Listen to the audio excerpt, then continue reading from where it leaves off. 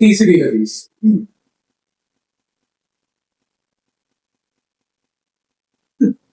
اس کا منظر کیا ہے؟ اب بڑے بھائی بیٹھے انہوں نے سینکڑوں نہیں ہزاروں مجالس سنی ہوگی، تو یہیں پہ آگے رک جاتے ہیں کہ بے شک پہناوا شروع سے یہاں تک سناتے ہیں حدیث اس سے آگے ہی بات ختم نہیں ہوئی ہے۔ یہ کتاب فنون اخبار رضا کے صفحہ نمبر 144 پہ یہ حدیث کی جو پہلے سنائی، اور اب جو سنانے لگا وہ 146 پہ لکھی، اسی حدیث کے ساتھ اسی کا تسلسل ہے، ٹھیک ہے۔ لیکن مصیبت یہ ہے کہ خود ہمارے مولویوں میں بہت بڑی اکثریت یہ ان مولویوں کی ہے جو بنو امیہ کی توہین مانتے، انہیں اہل بیت کی توہین کا پتہ ہی نہیں پڑتا۔ کیوں؟ اگر اہل بیت کی توہین بتائیں گے ان کی اپنی دکان بند ہو جائے،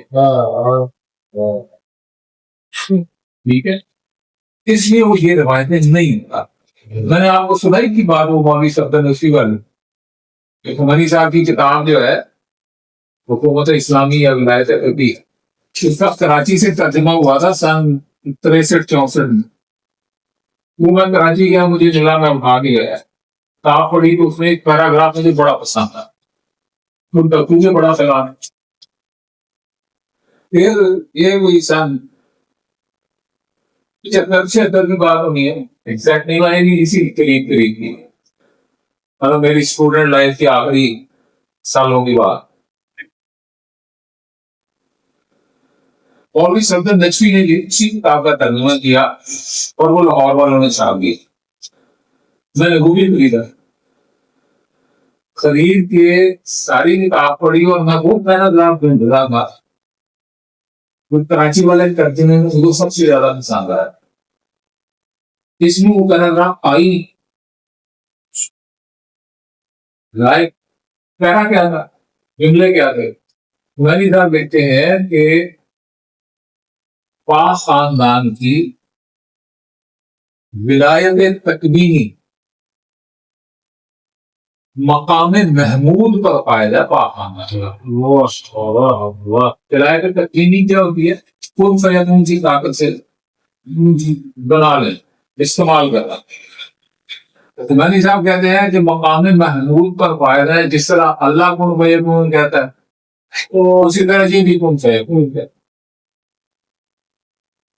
مولوی صفدر نقوی نے یہ طرح فیکٹ کیا، میرا اسے فنن پڑا، یار بھی پڑا، اور اس کی ایک اچھائی وہ ہم جب اپنے درس دینے کے لیے دے جاتے تھے تو نخرہ کوئی نہیں کرتا، میں اپنی سائیکل کے کیریئر کو اسے اٹھا کے درس دینے کے لیے چلے آج کا مولوی میں مگر تلے نہیں لگا تو سائیکل کے کیریئر میں بیٹھ کے درس دینے کا جیسی اچھائی تھی۔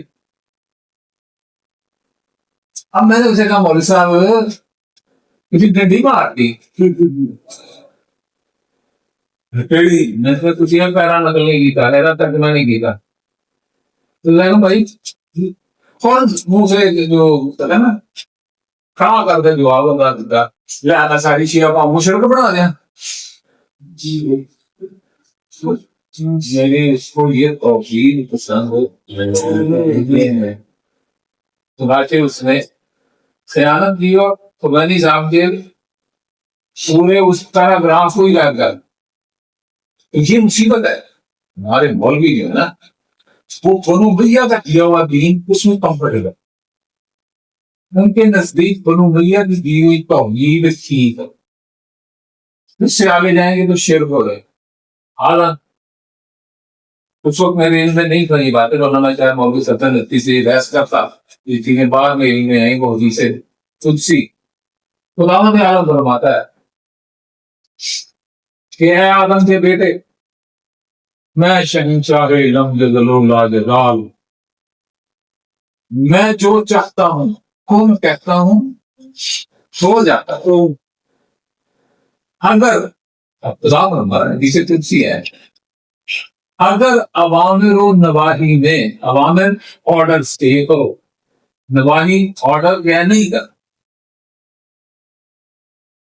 عوامر کرنے کے لیے حکم، نواہی نہ کرنے کے لیے. تو خدا فرما رہا ہے اگر عوامر و نواہی میں تو میری اطاعت کرے گا تو میں تجھے بھی کن فیکون کا معلوم تو کن فیکون کو تو آئمہ سے دور رکھ رہا ہے، اللہ تو اسے مومن کو ہی دے رہا ہے.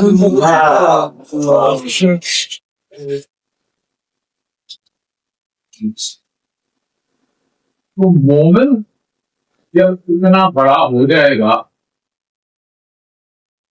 مومن جب اتنا بڑا ہو جائے گا تو خود سوچو امیر المومنین کتنا بڑا ہوگا. تو یہ شرک نہیں ہوتا. یہ نہیں آپ کے سامنے. تو اب یہ حدیث یہاں تک روک دی گئی کہ شرط آوے شروع کر، حالانکہ ہوا گیا قافلہ تھوڑا سا اور آگے چلا. آفلان نیشاپور میں تھوڑا سا اور آگے چلا، امام نے ایک دفعہ پھر قافلے کو روکا، پردہ اٹھایا اور یہ حدیث لکھوا.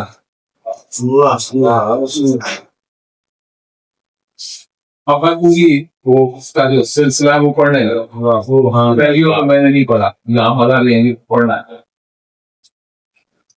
حدیث کہتی ہے ان علی بن موسیٰ الرضا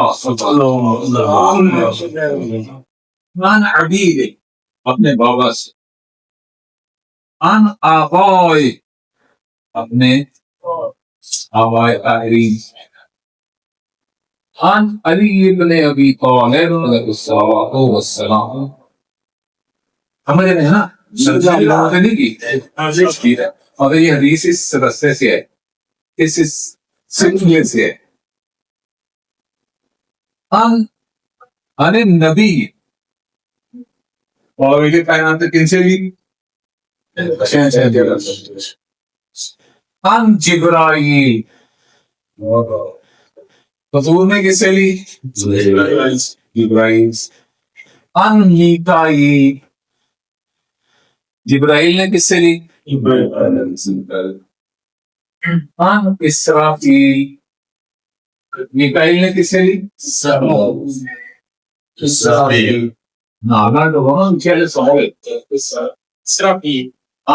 اسرافیل ان اللہ اسرافیل نے کہاں سے لی؟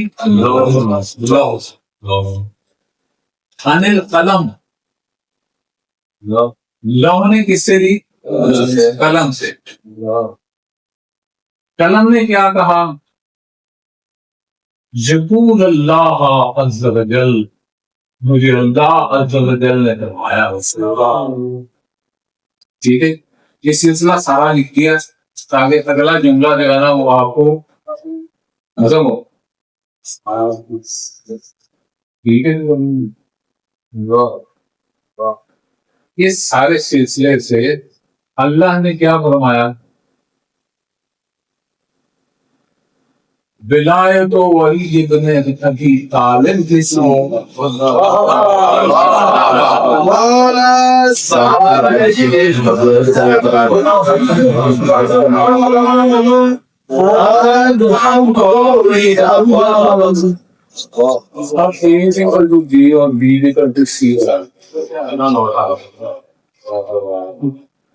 لا الہ الا اللہ تیسری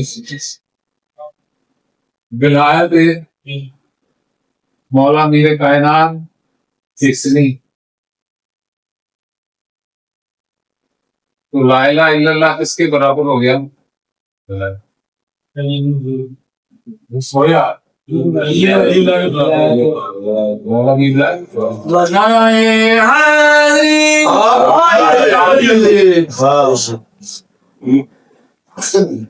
ولایت ولی ابن ابی طالب حسنی فمن دخل حسنی امن من عذاب.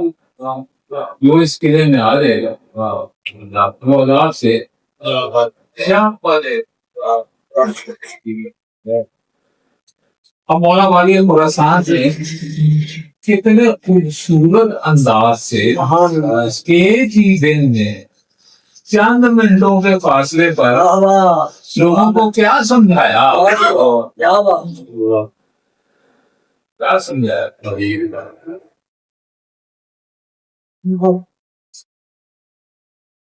اب یہ مولا والی خراسان کی گوڈ حدیث کی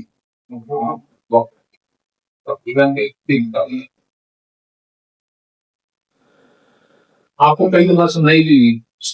ٹھیک ہے. قرآن پاک کی آیت سے فطرت اللہ کی فطر الناس علیہ، وہ فطرت جس پہ اللہ نے انسانوں کو پیدا فرمایا، ٹھیک ہے، وہی اللہ الہ الا اللہ. وہ فطرت کیا ہے؟ لا الہ الا اللہ. تیری آواز میرے پاس کوئی نہیں آئی. آدمی ہے پانی چاہنے کر لو نا، لیکن لاتا ہوں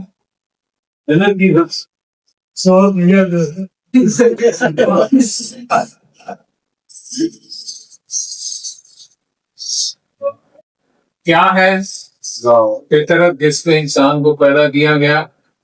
لا الہ الا. اگلا جملہ مولا کیا فرماتے ہیں؟ محمد رسول اللہ. ٹھیک ہے. لیکن فطرت میں کتنی چیزیں آ گئی؟ دو. حدیث ختم نہیں ہوئی. اگلا جملہ مولا فرماتے ہیں علی امیر المؤمنین ولی اللہ. کتنی چیزیں ہو گئی؟ پہلی کیا تھی؟ لا الہ الا. دوسری محمد رسول. تیسری علی امیر المؤمنین ولی اللہ. آگے دو لفظ امام ایسے فرماتے ہیں کہ جس سے بہت سے لوگ جل جاتے ہیں، بہت مشکل ہے. بس وہ دو لفظ امام فرماتے ہیں لا الہ الا اللہ محمد رسول اللہ علی امیر المؤمنین ولی اللہ. ہاں ہونا توحید، یہی توحید ہے.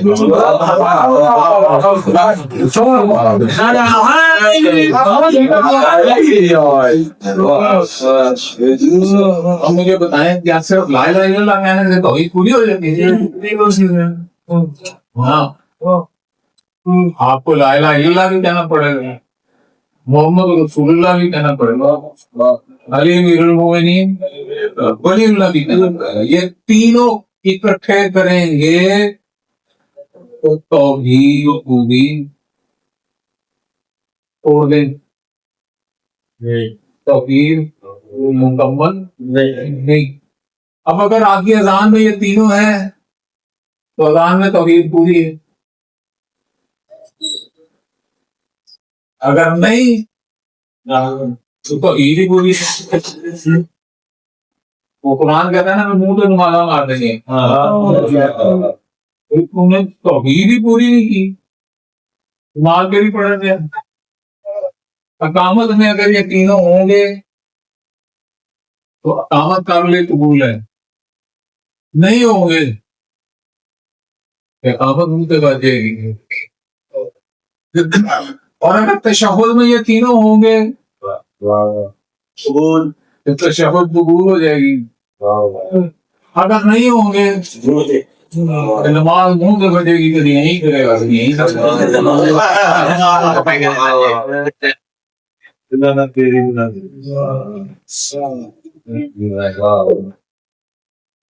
یہ ہے بنو امیہ کا ساڑ کہ انہوں نے توحید میں سے محمد رسول اللہ بھی نکال دیا، علی ولی اللہ بھی نکال دیا. صرف لا الہ الا اللہ کو توحید بنا کے پیش کر دیا، حالانکہ دین حقیقی یہ کہتا ہے لا الہ الا اللہ محمد رسول اللہ علی المؤمنین ولی اللہ. تینوں توحید کے جز. آپ زیارت پڑھتے ہیں، بہت سے معصومین کی زیارت میں یہ لفظ لکھا ہوا ہے، زیارت جامعہ میں بھی السلام علیکم یا ارکان توحید. اے اللہ کی توحید کے رکن آپ کو سلام. اب نماز کے رکن ہوتے ہیں، وہ پوچھنا نہیں، یعنی شرمندہ ہو جانا بہت ٹھیک ہے۔ رکن کی ڈیفینیشن کیا ہو؟ کسی بھی رکن کی ڈیفینیشن یہ ہے کہ بھلے آپ جان بوجھ سے چھوڑیں یا غلطی سے مس ہو جائے، نماز باطل ہو جائے۔ آپ نے جان بوجھ کے نہیں چھوڑا، رکن غلطی سے رہ گیا، یہ رہتا ہے۔ تو اسی طرح توحید کے یہ رکن ہے، جان بوجھ کے چھوڑے، غلطی سے چھوڑ جائے، واقعی طرح باتیں ہیں۔ یہ ہے ائمہ تحریم کی دی ہوئی توحید، اور ہمارا واسطہ پڑ گیا اپنے ان مولویوں سے جو ہمیں ابو سفیان کی دی ہوئی توحید تھا۔ آج ایک واٹسایپ پہ بڑا مزیدار قسم کا فیل پایا،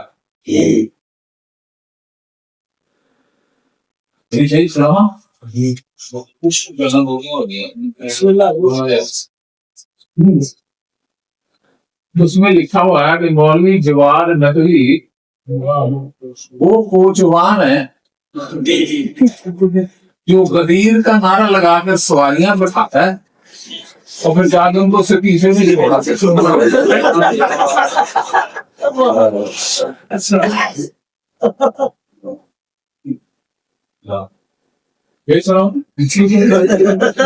نارا غدیر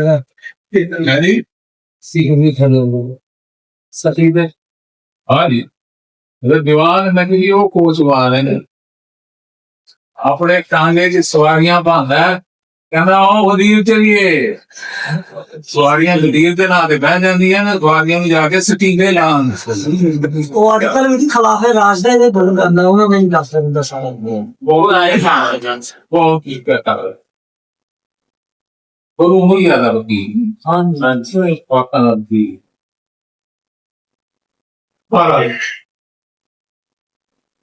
ظلم یہ خاص دن کا دن ہے جس دین کا مالک ہونے کا۔ میں دوسرے موضوع لے کے آیا تھا آپ کے ساتھ بات کرنے کے لیے، اس کو بات بھی نہیں اسی دفعہ بھی ایسی ہوا۔ آج میں نے آپ کو بات کرنی تھی مقام مظہریت، مظہریت کیا انشاءاللہ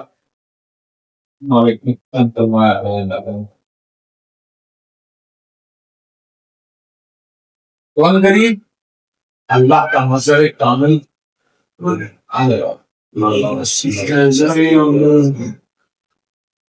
ان لوگوں کو عادت پڑ گئی یہ گہرا ائمہ تحریم اجمعین کے زمانے کی، جتنا بھی ظلم کر لیں گے کہ آگے سے خاموش ہوئے، یہ اپنی کوئی قوت استعمال نہیں۔ لیکن اب جس شہنشاہ نے آنا ہے اس نے ان کی ساری مہلتوں کی رسی کھینچ کے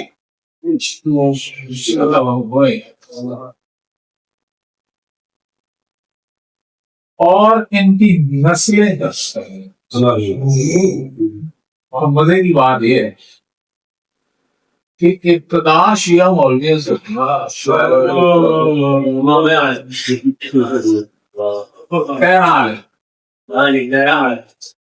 میرے زیادہ پر نہیں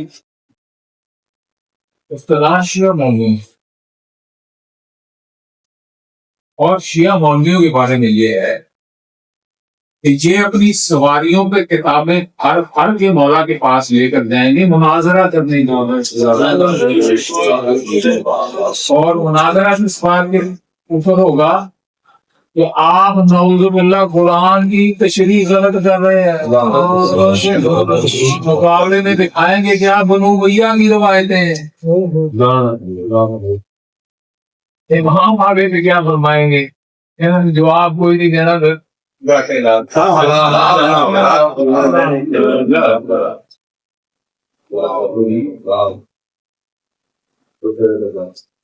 اللہ کرے یہ زمانہ لگنے سے بھی پہلے تھوڑی سی بات بہت سی سارے شہر آپ جانتے ہیں میں زیادہ مسائل کرنے کی تاکید ہمت نہیں ہے خوف رہتا ہے میں نے نہ بہت لگا ہوگا محفل میں میرے پاس سردار بھی جستی کرنا میں نے تو ان کو خوش کرنے کا ذمہ کیا ہوا نا بلانے کا تو نہیں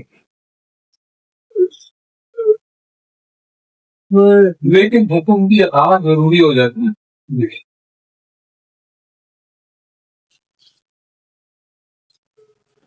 آج آپ کو ایک تاریخ کا وہ واقعہ سنانا چاہ رہا ہوں شاید آپ کو کسی نے پہلے سنا ہے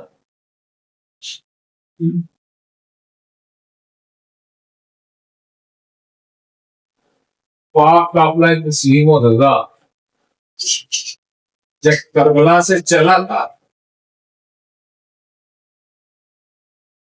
جب کربلا سے امت کا مہمان بن کے چلا تھا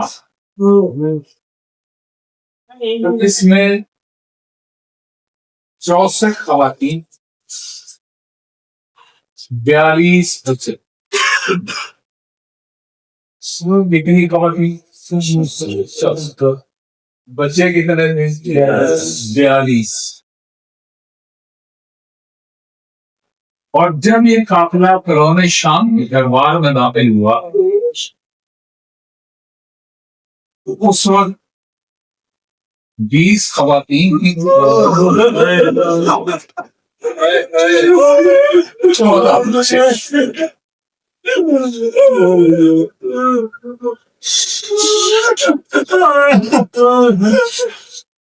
اور جب یہ سفر ختم کر کے مدینے پہنچے ہیں تو یہ پل بارہ تھے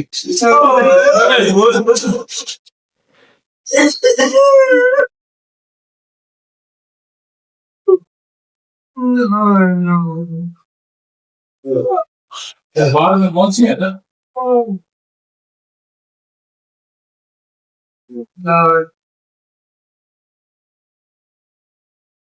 دربار میں داخل ہونے سے پہلے میری پاک مخدومہ نے ایک جملہ ارشاد تمام مستورات سے مخاطب ہو کے ایک جملہ ارشاد فرمایا فرماتی ہیں بیویو گھبرانا نہیں گھبرانا نہیں اس نجس ماحول میں اللہ خود ہمارا پردہ ہے اللہ خود ہمارا پردہ بنائے مجھے ایک مومن بھائی کا جملہ بہت پسند آیا بہت خوبصورت بات تھی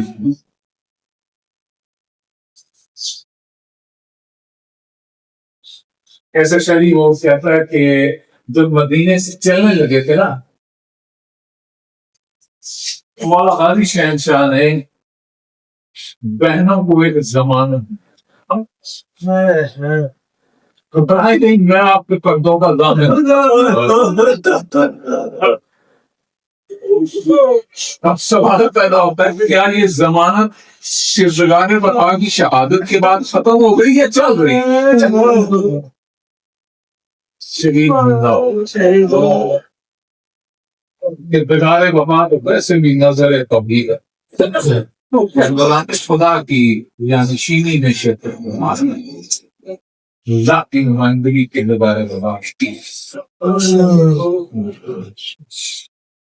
جب داخل ہونے لگے اسی اللہ نے پاک بہنوں کی فردوں کا احترام فرمایا اور آج تو آپ کو سمجھنے میں آسانی ہوگی بہت سی آپ ایسی ویڈیو کلپس دیکھتے ہیں جن میں بیٹھے ہوئے لوگوں کو ڈاٹس میں شو کر تاکہ پتہ نہ چلے کون ہے، شناخت نہ ہو، تاریخ کے جو لفظ ہیں جب آپ توحید دربار یزید میں گئے ہیں تو لوگوں کو صرف سیاہ پکڑے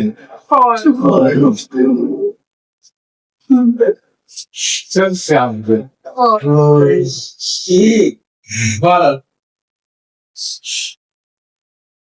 واقعات تو اتنے زیادہ ہیں دربار کے تو آپ کے سامنے تو 20 میں جلسے ہی پڑھوں تو ختم نہیں ہوں.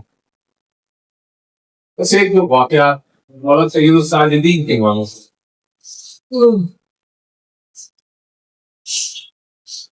سارے قیدیوں کو جزیرے علوم کے تخت کے سامنے لا کر کھڑا کر دیا.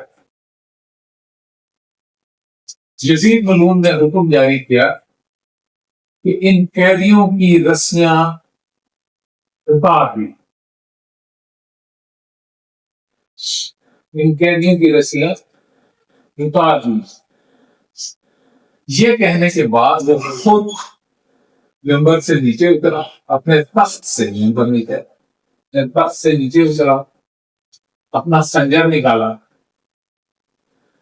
اور اس نے میرے 4 لجپال اور میرے 5 لجپال کے گلے میں پڑی ہوئی رسیوں کو کاٹا.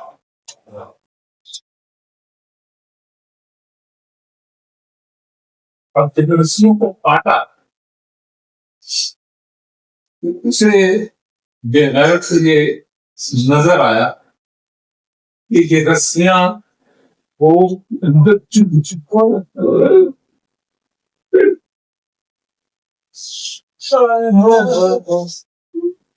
اب اس حرام زادے نے رسی کو پکڑ کے اتنی سپیڈ سے کھینچا کہ دونوں رسی کی وہاں سے خون کے بمارے نکلے.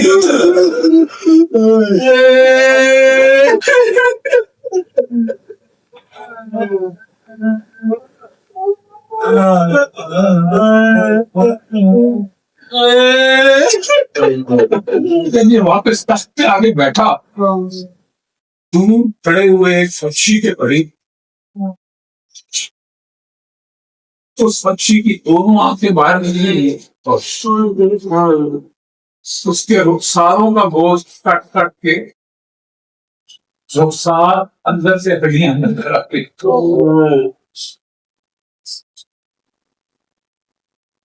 لیکن اس کے گلے میں پڑی ہوئی رسی بھی نہیں کھلی، اس کے ہاتھ بھی نہیں کھولے گئے. اور ایک سپاہی اپنا نیزہ اس کی گردن کے ساتھ لگا کے کھڑا. جزیر ان سے پوچھنا کہ میں نے جو کہا ہے کہ ہر قیدی کو آزاد کیا جائے، یہ حبشی غلام کون ہے اور اس کو تم نے آزاد کیوں نہیں؟ سپاہی بولا اس غلام کا نام سدیس ہے. کیا نام ہے؟ سدیس. سین دال یہ پہ سدیس بول. غلام کا نام سدیس ہے. یہ پاک ہم شکل پیغمبر کا غلام.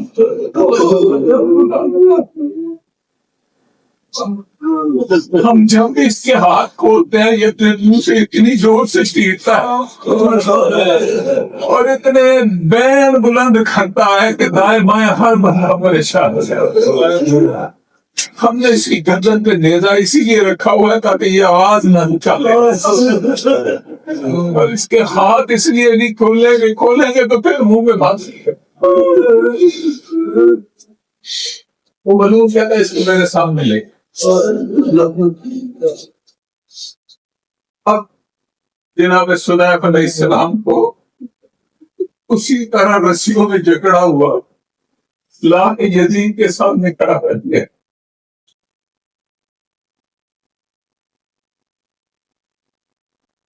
یزید ملوم بے شک عذاب اس کا جناب سلیف سے پوچھتا ہے کہ میں نے سنا تھا کہ حسین کا یہ بیٹا خاندان میں سب سے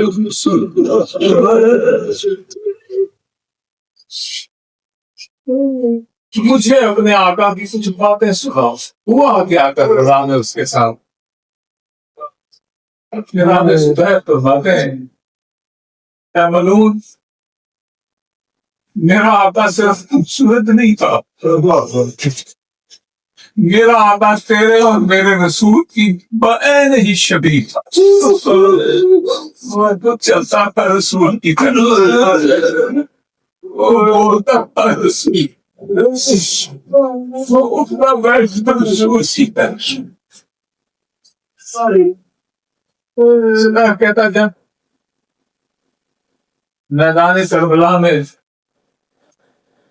میرے آقا نے اپنے پاک بابا سے میدان شہادت کے لیے اجازت طلب فرمائی، اجازت ملی اور مولا میدان میں جانے لگے. میں نے قدموں پہ بوسہ دے کے عرض کیا آقا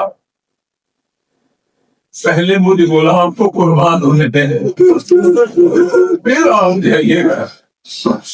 میرے آقا نے فرمایا زبیر تمہارا رشتہ آقا اور غلام والا ہے، میرا تو باپ اور بیٹے والا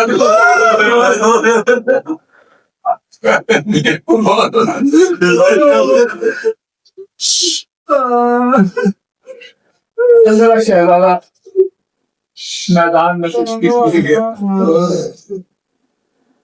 لیکن میدان میں دھوکے کے ساتھ دھوکہ دے کے میرے آقا کے سینے میں ایک خون اتار کے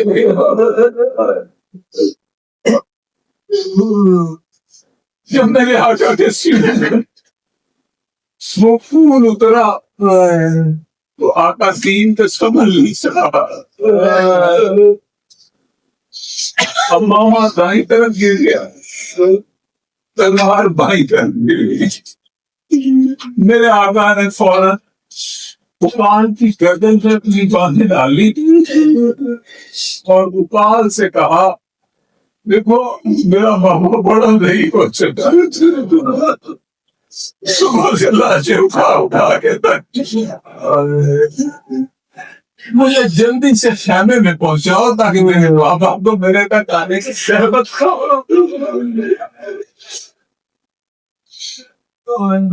میں ایک ٹیلے پر کھڑا ہو کے سارا منظر دیکھ رہا.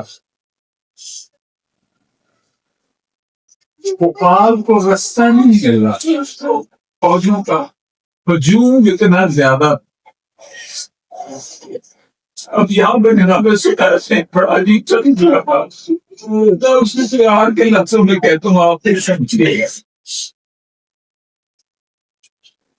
سو کہتا ہے کہ کیونکہ لوگوں کے درمیان اب شبیہ پیغمبر تھوڑی دیر کے لیے ہی تھی، تو جس کے ہاتھ میں جو تھا اس نے شبیہ پیغمبر کو پھونکنے لگی.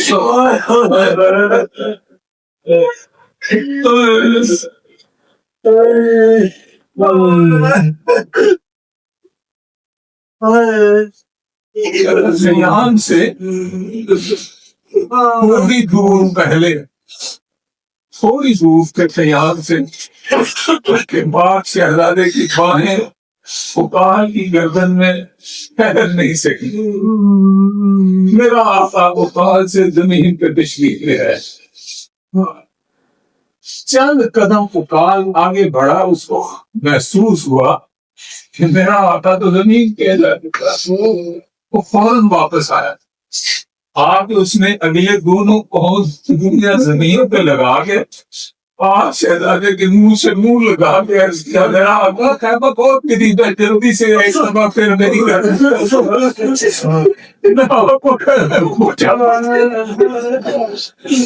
کہتا میرے شہنشاہ نے بکال کی گردن سے دوبارہ ہاتھ ڈالے، لیکن جب بکال کھڑا ہوا تو ہاتھ گرفت نہیں کر سکے.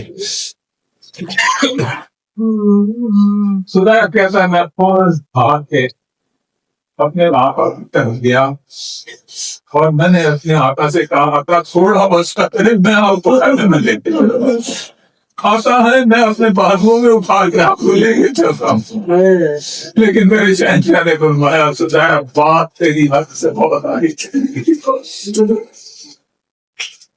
کہتا میں نے اپنے شہنشاہ کا سر اپنی گود میں رکھا تو خیمت میں گوشے نہیں دے اتنے میں کیا دیکھتا ہوں کہ خیمت سے 4 پردے دار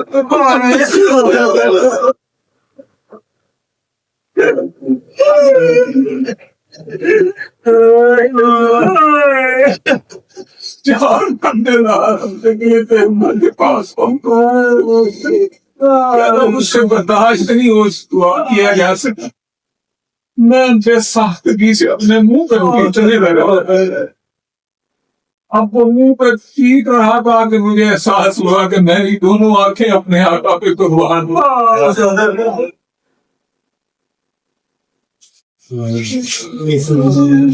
جب میں نے کریم کرتلا کی تھوڑی دیر بعد آواز سنی میں نے آقا سے عرض کی آقا مجھے اجازت دے میں اپنے شہنشاہ کی قاتلوں سے انتقام سے امام نے فرمایا سجائے کیا نبی نے بھی جہاد کر سکتے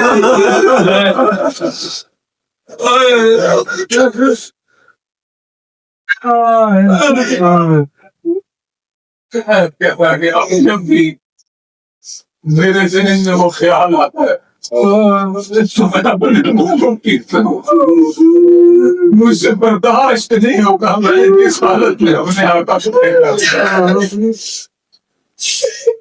اب یہ کہیں کہ دوبارہ سلیمان نے دربار میں اپنے منہ کو پیٹنا شروع کیا تو اس کو پیٹ سے پیٹتے گرا اور وہیں پہ اس کی منہ پرواز کر دی میرے چوتھے بادشاہ زمین پہ بیٹھ کے سدیف کی سر کو اپنی گود میں رخساروں پہ بوسا دیا اس کی پیشانی پہ بوسا کیا اور ایک عجیب جملہ ارشاد فرما دیا فرماتے ہیں سدیف ابھی تیرے ساتھ ملنے کے لیے میرا بھیا آگے بڑھائے